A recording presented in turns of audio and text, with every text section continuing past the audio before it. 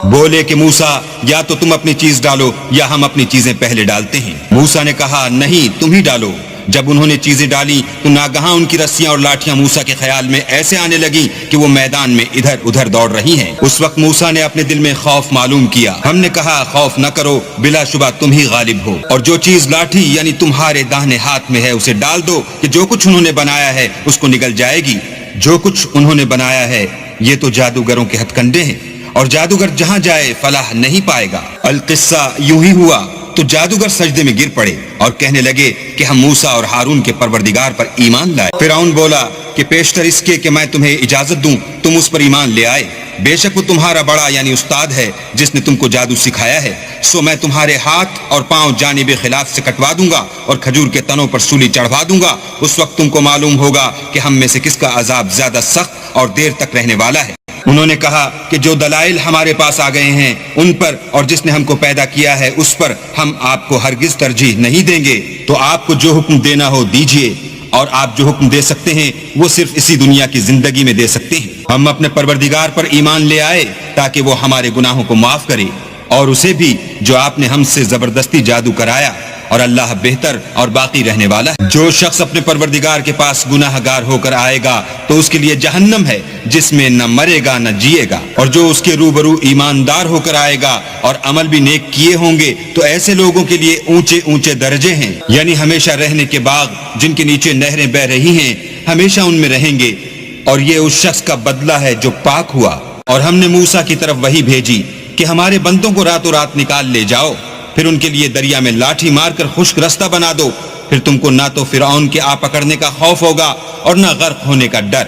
پھر فرعون نے اپنے لشکر کے ساتھ ان کا تعاقب کیا تو دریا کی موجوں نے ان پر چڑھ کر انہیں ڈھانک لیا یعنی ڈبو دیا، اور فرعون نے اپنی قوم کو گمراہ کر دیا اور سیدھے رستے پر نہ ڈالا۔ اے آل یعقوب، ہم نے تم کو تمہارے دشمن سے نجات دی اور تورات دینے کے لیے تم سے کوہ طور کی داہنی طرف مقرر کی، اور تم پر من اور سلوہ نازل کیا، اور حکم دیا کہ جو پاکیزہ چیزیں ہم نے تم کو دی ہیں ان کو کھاؤ، اور اس میں حد سے نہ نکلنا ورنہ تم پر میرا غضب نازل ہوگا، اور جس پر میرا عذاب نازل ہوا وہ ہلاک ہوگی۔ اور جو توبہ کرے اور ایمان لائے اور عمل نیک کرے پھر سیدھے رستے چلے اس کو میں بخش دینے والا ہوں۔ اور اے موسیٰ، تم نے اپنی قوم سے آگے چلے آنے میں کیوں جلدی کی؟ کہا وہ میرے پیچھے آ رہے ہیں، اور اے میرے پروردگار، میں نے تیری طرف آنے کی جلدی اس لیے کی کہ تو خوش ہو۔ فرمایا کہ ہم نے تمہاری قوم کو تمہارے بعد آزمائش میں ڈال دیا ہے، اور سامری نے ان کو بہکا دیا ہے۔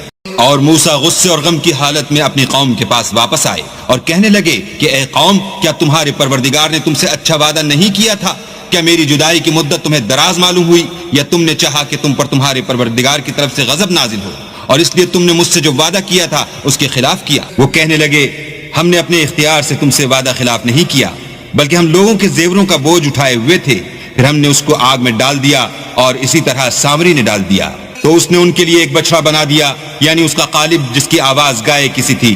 تو لوگ کہنے لگے کہ یہی تمہارا معبود ہے اور یہی موسیٰ کا معبود ہے، مگر وہ بھول گئے ہیں۔ کیا یہ لوگ نہیں دیکھتے کہ وہ ان کی کسی بات کا جواب نہیں دیتا اور نہ ان کے نقصان اور نفع کا کچھ اختیار رکھتا ہے؟ اور ہارون نے ان سے پہلے ہی کہہ دیا تھا کہ لوگوں، اس سے صرف تمہاری آزمائش کی گئی ہے، اور تمہارا پروردگار تو اللہ ہے، تو میری پیروی کرو اور میرا کہا مانو۔ وہ کہنے لگے کہ جب تک موسیٰ ہمارے پاس واپس نہ آئے ہم تو اس کی پوجا پر قائم رہیں گے۔ پھر موسیٰ نے ہارون سے کہا کہ ہارون، جب تم نے ان کو دیکھا تھا کہ گمراہ ہو گئے ہیں تو تم کو کس چیز نے روکا، یعنی اس بات سے کہ تم میرے پیچھے چلے آؤ؟